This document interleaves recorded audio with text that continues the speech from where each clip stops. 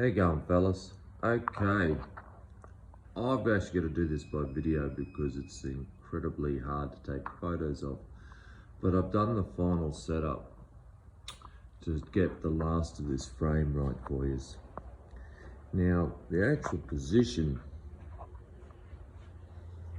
through there for the top and for the bottom to be pulled out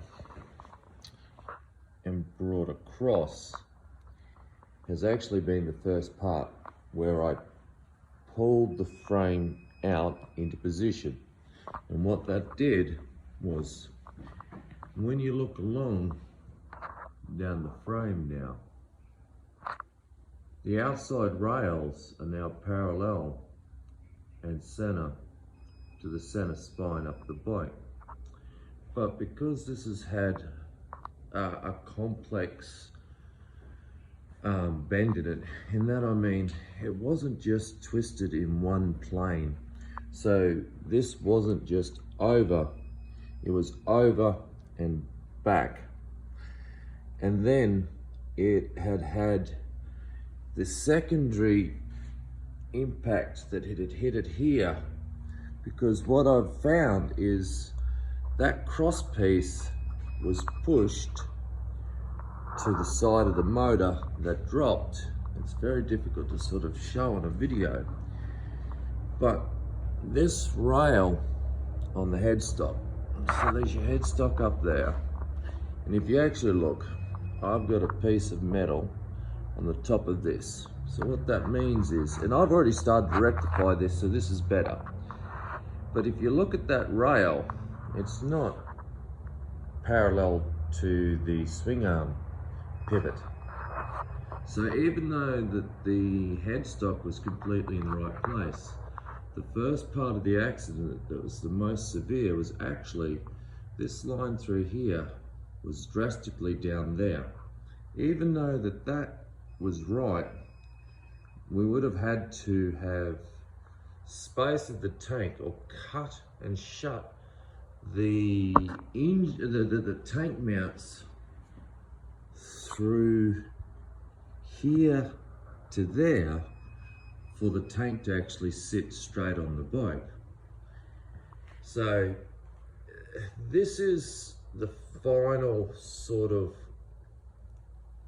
what can be done. This is what I've allowed for in my design, and as you can see, I know where I need it to go. So I've got screw jacks and I've welded in places that's not going to cause me a drama, and I've isolated the motor, the frame, the bits I want to move. These ones are back in. This one that did the pull that was over that end has come in to now put force onto the bottom. I don't think I'll need the extra pushing up if I can't get it on the screw jack. The same for in there, but I've got one down onto the table because I'm trying to bring this back into position. And when I have it all locked into position and that's where it wants to be, I can start to rebuild the rest of what's there. So there's no use actually replacing any of this steel until it's in the right place. And it's, again, I've already started making a difference. But when you sight through there, the down tubes that go to the front of the motor were across to the right. And that is actually part of the reason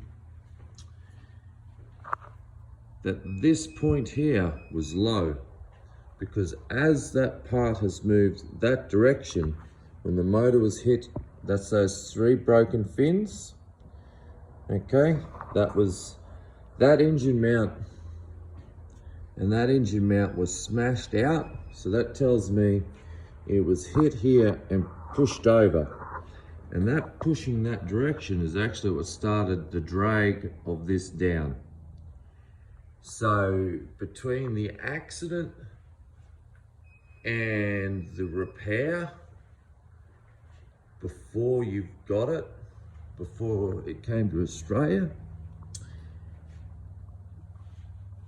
this was always going to be low. So it almost wasn't worth chasing, but I actually have the methods to do it. So I can keep the headstock isolated into position. I've just triangulated those three in a Morse position. That's why there's no bit on the bottom of this one as I made it, is I can do straight down into my center lines. And I can keep everything where I want it and apply force where I need to. And I'm going to attempt to try to push it all back into position and really get this as close as I think is practical with the methods and the tooling that I've made myself. Anyway, I thought you'd better have a bit of a look at it before I do the next bit. You can see that I've cut the spine now, and I'm getting the final position on that with that, and you can sort of get an idea of what's happening. Catches.